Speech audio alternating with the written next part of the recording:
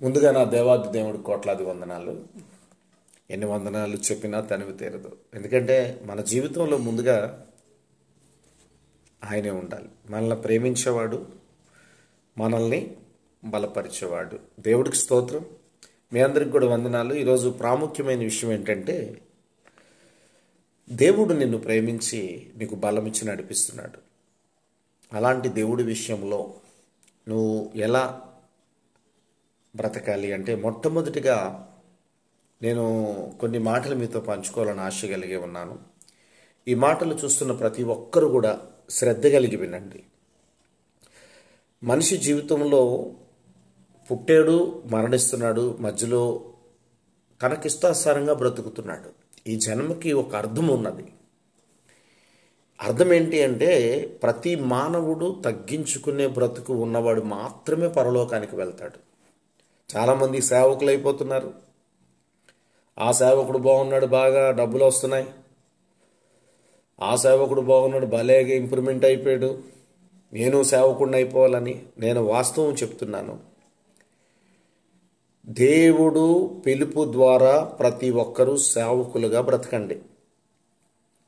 పిలుపు అనగా నెంబర్ 1, దేవుడు స్వయంగా మీతో మాట్లాడాలి. నెంబర్ 2, ఒక వాక్యం ద్వారా ఎప్పుడూ మీతో మాట్లాడుతూ ఉండాలి. నెంబర్ 3, కొంతమంది సేవకులు నిన్ను చూసినప్పుడు, యథార్థంగా ఉన్నవారు నిన్ను చూసినప్పుడు, తమ్ముడు నువ్వు ఖచ్చితంగా సేవ చేస్తావు, దేవుడు నీతో మాట్లాడుతాడనే మాట విన్నాక, మన లోపట ఆత్మ మనతో మాట్లాడుతూ ఉంటుంది. ఎదుటివారితో కూడా ఏం మాట్లాడాలో కూడా ఆత్మే మాట్లాడుతుంది. అది బైబిల్ గ్రంథం చెప్తుంది. ఇది సత్యం. మతోన్మాదులు అనుకుంటారు ఆత్మ మాట్లాడుతుందా అంటే, దేవుని ఆత్మ మాట్లాడుతుంది. ఎలా మాట్లాడుతుంది? మనలో మనం ఏం మాట్లాడాలో ఆ సమయానికి దేవుడే మనలోంచి మాట్లాడతాడు. నువ్వేం మాట్లాడాలో నువ్వు చింతించొద్దు. నేనున్నాను, నేను మాట్లాడతాను. నువ్వు మౌనంగా ఓర్పుతో సహనంతో ఉండు, నేను మాట్లాడతానంటాడు. దేవుడు మనకు సహాయం చేసేవాడు. దేవుడి చిత్తమైతే ఆ వాక్యాలు కూడా మీకు పెడతాను. దేవుడు మనలోంచి మాట్లాడతాను. ఆల్రెడీ యూట్యూబ్ వీడియోలో పెట్టాను. బ్రదర్ సైలేష్ పాల్ వీడియోస్ అని మీరు కొట్టండి. ఖచ్చితంగా మీతో ఆ వాక్యము, ఆ రిఫరెన్స్ కూడా పెట్టాను. ఆ అంశం కూడా మాట్లాడాను. కానీ ఈరోజు మనం తెలుసుకోవాల్సిన విషయం ఏంటంటే, మనుషుడు ఏదో అలా బ్రతుకుతున్నాడు అంతే. ఈ జన్మనిచ్చిన దేవుణ్ణి ప్రేమించలేకపోతున్నాడు. ఆ దేవుడు నిన్ను ప్రేమిస్తున్నాడని తెలుసుకోలేకపోతున్నారు.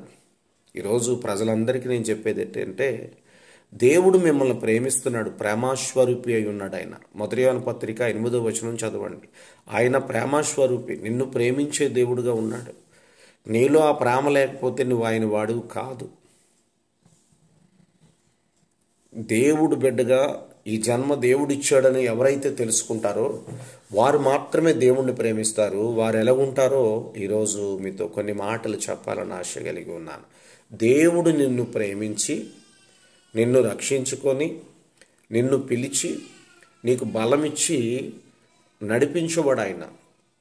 ఒక సేవకుడుగా, ఒక సువార్థికుడుగా, ఒక సాక్షిగా, ఒక దేవుడు బిడ్డగా తన పని ఏం చేయాలి, ఎదుటివారికి ఎలా సహాయం చేయాలో దేవుడు నడిపించుకుంటాడు. దానికి మనము గ్రహించాలి. సేవకులుగా దేవుడు పిలిచాడా, సువార్థికుడిగా పిలిచాడా, కాల సాక్షిగా వెళ్ళమంటున్నాడా, లేదు దేవుని పని చేస్తూ పేదవారికి అన్నం పెట్టమంటున్నాడా, సహాయం చేయమంటున్నాడా, దేవుడు బిడ్డగా బ్రతికి ఈ లోకంలో ఎవరిని ఇబ్బంది పెట్టకుండా అందరినీ ప్రేమించి దేవుడు సువార్త ప్రకటిస్తూ కుటుంబాన్ని జాగ్రత్తగా ముందుకు నడిపించుకోమంటున్నాడా? నీ ద్వారా దేవుడు ఏమి కోరుకుంటున్నాడో అది మీరు గ్రహించాలి. నేను వీడియోస్ పెడతాను. ఖచ్చితంగా దేవుడు నిన్ను ప్రేమిస్తున్నాడు, మరి నువ్వు కూడా ఆయన్ని ప్రేమించాలి. దేవుడు నిన్ను బలపరుస్తున్నాడు, ఆ బలము ద్వారా ముందుకు వెళ్ళాలి. ఇదే ఆనవాళ్ళు.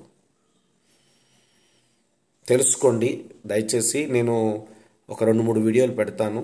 ఈ వీడియోలు చూడండి, ఖచ్చితంగా చూడండి. ఎందుకంటే ప్రతి ఒక్కరు కూడా దేవుడు బిడ్డలే ఆయన బలముతోనే, ఆయన ప్రేమతోనే ముందుకు వెళ్ళాలి. ఆయన బలముతోనే నన్ను బలపరిచిన వాని యందే నేను సమస్తము చేయగలను ముందుకు వెళ్ళాలి. నన్ను ప్రేమించేవాడు నాలో ఉన్నాడు గనక ఎదుటి వారిని నేను ప్రేమించాలని మనసుతోనే ముందుకు వెళ్ళాలి.